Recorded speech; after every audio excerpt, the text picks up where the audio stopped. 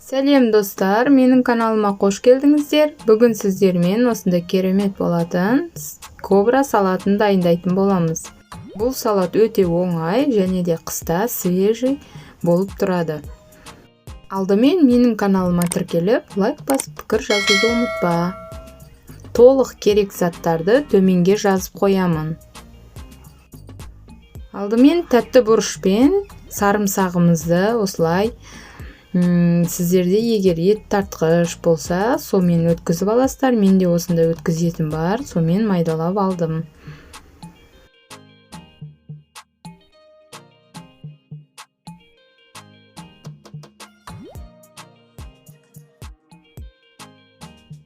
Сіздеріңіздің қалауларыңыз бойынша, егер ащылау болсын десеңіздер, ащы бұрышты көптеу салатын боласыздар.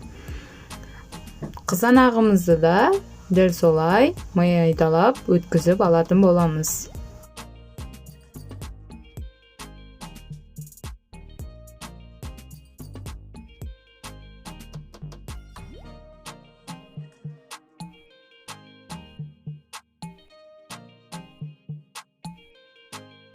Барлық заттарды өткізіп болған соң, үстіне осындай аспиринімізді осылай видеода көріп тұрғандарыңыздай езіп салып шығатын боламыз үстіне.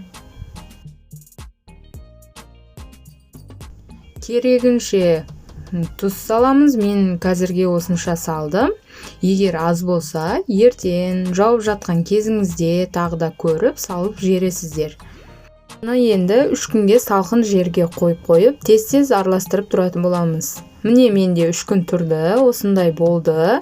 Көріп тұрғандарыңыздай газы шығып, жақсы болып қалған. Енді оны банкілерімізге осылай құйып шығамыз. Банкі болмаса, баклажкаға жауып, салқын жерге қойып қоятын боламыз.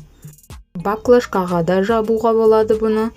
Міне менде уже дайын болды. Өте керемет, өте дәмді болады. Сіздерде дайындап көріңіздер. Сіздерге ұнайды деген ойдамын. Маған тіркеліп, лайк басып пікір жазуды ұмытпаңыздар. Сау болыңыздар.